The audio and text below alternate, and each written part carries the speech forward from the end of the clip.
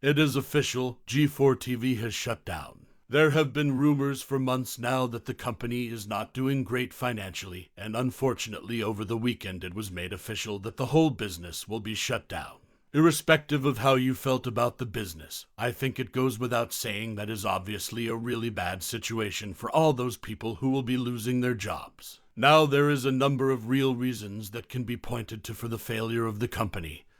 But before we do that, let's just take a look at some of the official statements. Kotaku said in their article, a month after suffering a number of key layoffs and departures, the ill-fated attempt to reboot the 2000 seconds gaming channel G4tv is over, with its owners announcing that they'll be shutting the network down.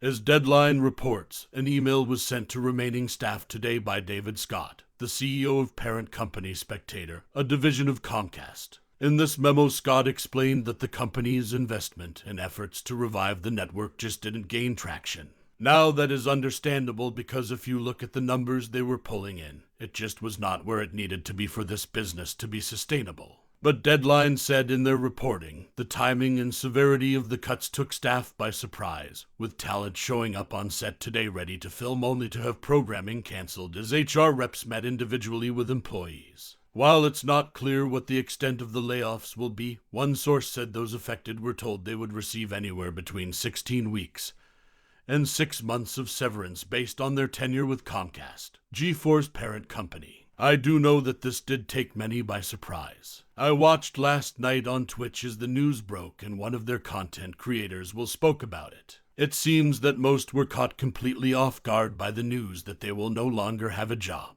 In an official email that D-Line obtained, the CEO said, As you know, G4 was reintroduced last year to tap into the popularity of gaming. We invested to create the new G4 as an online and TV destination for fans to be entertained, be inspired, and connect with gaming content. Over the past several months, we worked hard to generate that interest in G4, but viewership is low and the network has not achieved sustainable financial results. This is certainly not what we hoped for, and as a result, we have made the very difficult decision to discontinue G4S operations, effective immediately. I know this is disappointing news, and I'm disappointed, too. I want to thank you and everyone on the G4 team for the hard work and commitment to the network. Our human resources team is reaching out to you to provide you with support, discuss other opportunities that may be available, and answer any questions you may have. Thank you again for all of your hard work for G4. Once again, this is obviously a really bad situation for all those people who will now be out of a job this close to the holiday season.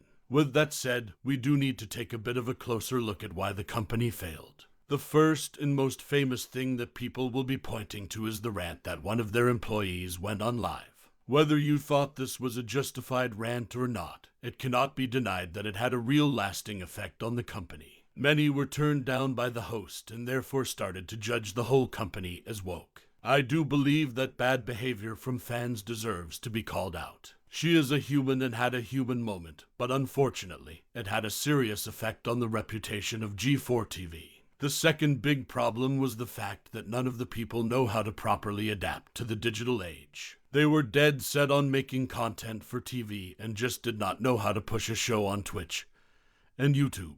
Both these mediums can be extremely lucrative, but they just could not do anything.